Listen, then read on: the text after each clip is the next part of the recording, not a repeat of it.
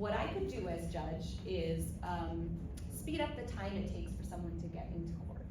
So right now, if you do get a ticket, and if it's any ticket, but a reckless driving ticket, you're not in court for several more months. And I think that part of holding people accountable and possibly then considering the behavior and considering if it warrants a driver's license suspension to get them off the road is to bring them into court sooner. So that's something I would absolutely, obviously there are challenges and the poverty and the segregation in our city still remains as a very serious challenge. As municipal judge, I have a role in that. Right now, the majority of the people that are getting tickets are people of color.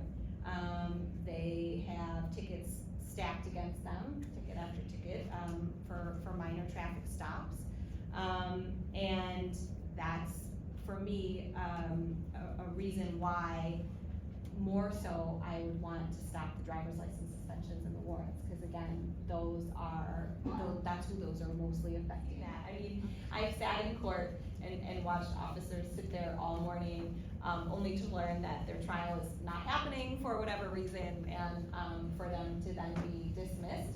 And I mean, absolutely, I don't think I would want to run the whole court more efficiently, get through cases faster, get people out that don't need to be sitting there wasting their mornings. And absolutely, that's something that I will always strive for.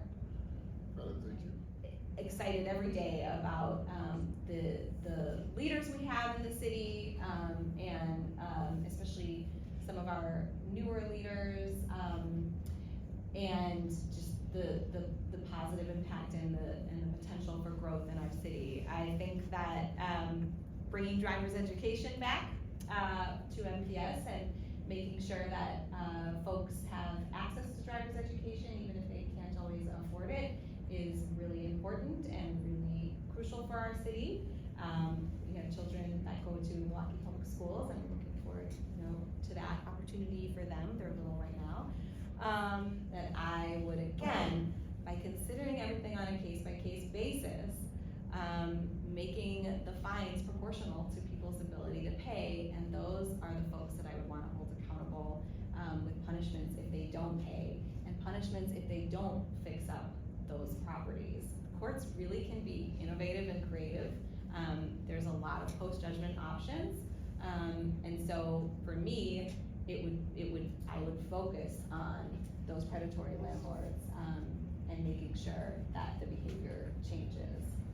I will just close by saying, for me, the Milwaukee Municipal Court, there are definitely ways to hold people accountable and consider public safety and the safety of the community while still allowing people to work and not punishing them for their inability to pay. The court needs to be more transparent and accessible and accountable, and that's my plan as the next judge. I've been endorsed by over 150 different judges and lawyers and community leaders and elected officials.